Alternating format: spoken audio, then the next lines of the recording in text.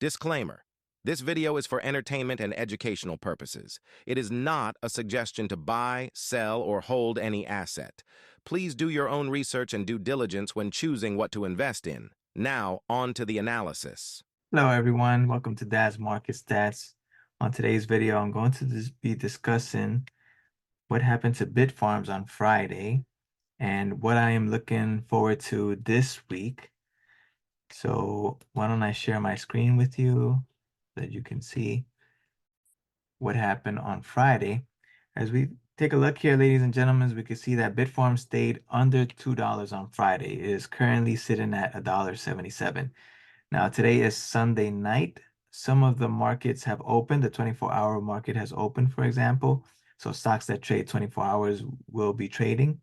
Bitcoin, of course, is a 24/7 investing opportunity for us. We can buy Bitcoin 24 hours a day, 7 days a week.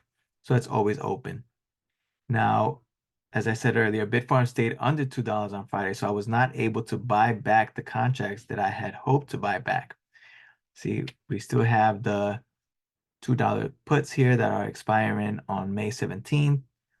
We have one option still open, and we have two $2 put options expiring May 24th. But not to worry, we still have 3 more opportunities this week for it to go back up to $2. See, we have the earnings call on Monday, which is going to happen at 8 a.m. They could possibly give us some good news during this earnings call on their growth plans. And if they're on schedule, they will be able to grow 2 times their size that they were at the beginning of the year by the end of the first half of 2024 and 3 times by the end of 2024.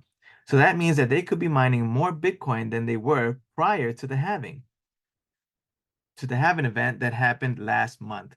So that would be good news. So that would be an opportunity for Bitfarms to go back up to $2.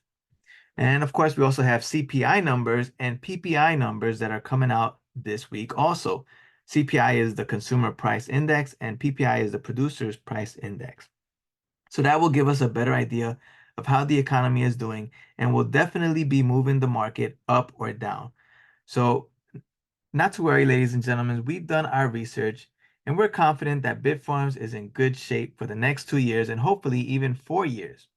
Now, they've gone through other halving cycles and already gained much experience from it.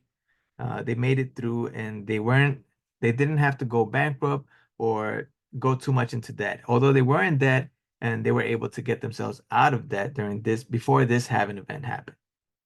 Now, the market will have periods of time when stocks go down. So I wanted to discuss 3 main reasons why stocks go down in this video. So one reason is that we have swing traders who will buy stocks when they feel a stock has been oversold and then sell them for a profit as soon as the stock goes back up. So those who are taking profits will cause a stock to come back down even when there is good news. And then short sellers will also sell a stock short when they believe a stock has been overbought. So this will also cause more selling pressure and bring the stock price down. Now, a third reason a stock price will go down on news is from traders who use algorithms in their investments. So very often we'll see that the market goes down, but it doesn't necessarily mean that the company is in trouble. On the other hand, it could provide us some great opportunities to increase our equity in a company. For example, see, if I'm not able to buy back these puts next week before expiration, this one, we only have one really expiring this coming Friday, May 17th. So if I'm not able to buy back this option next week, well, the worst case scenario is that I'll be buying another 100 shares of Bitfarms for $2. Now, this is going to bring my dollar cost average down. Because if we take a look at our dollar cost average right now, my dollar cost average is currently $2.53. So if I'm able to buy another 100 shares for $2, well, that's going to bring that dollar cost average down. And I'll be increasing my shares to 1,300 shares instead of 1,200. Now, I had 3 call options that expired worthless on Friday also. If you remember, I talked about the $4 call options that I had. So this caused 300 of my Bitfarms shares to be taken out of collateral. So currently I have 600 shares of Bitfarms that are in collateral, and I have another 600 shares that are not being held as collateral. So I have, let's see, 600 times 253. Let's take a look real quick how much that is. So I currently have $1,518 that I can use as collateral when I decide to sell call options or covered calls on my 600 shares of Bitfarms. So I haven't done that yet because if we take a look at Bitfarms options here, we can see that if we wanted to sell a call option, there really isn't anybody buying the $2.50 or $3 call option by the end of this month. Let's take a look at the end of this month. Yeah, there's nobody buying the $2.50 or $3 call options, which would be above my dollar cost average as it currently is right now, 253. So we don't want to sell this $2 put option or call option rather, because this is below my dollar cost average of $2.53, right? So definitely I would not want my shares to be called away for $2, okay? Because I'd be losing money at that point. Now, if we go even further out, let's take a look at the end of June, or June 21st rather. Now here we see that there are people buying this call option at $5, right? But I really am reluctant to sell these call options because I'm hoping to sell more of my shares at $3 or $3.50. So if I take a look even further out, let's see. Let's take a look at August, for example. Now, August is going to be our first opportunity to sell our shares of Bitfarms at a nice strike price of $5.50.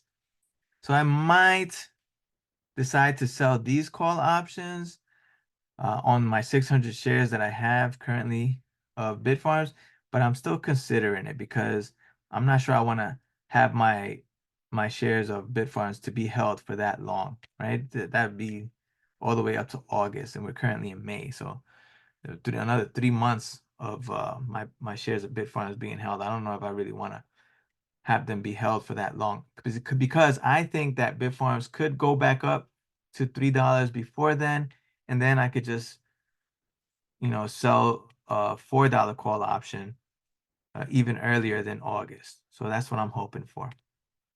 And ladies and gentlemen, so this is just a quick recap of what happened on Friday. So this week, I'm looking forward to seeing what happens during CPI and PPI, as well as what's going to happen on Monday when the earnings call comes in. So I'll be listening in to the earnings call as it happens, and hopefully we get some good news out of it, and the stock price is able to go back up above $2. Okay, ladies and gentlemen, so that is it for today. So as always, you can find me on Instagram, Facebook, and X, formerly known as Twitter. And I also have a website available if you wanted to communicate, chat with me. You can go to dadsmarketstats.com. So I have a website also available where you can communicate with me. Okay. Or if you want to drop a comment on this video, you can also do that as well. This has been another video from Dad's Market Stats. Thanks for watching. Don't forget to subscribe, comment, and like the video. If you know someone that can benefit from these videos, make sure to share it with them as well. Until next time, and remember, let's grow together.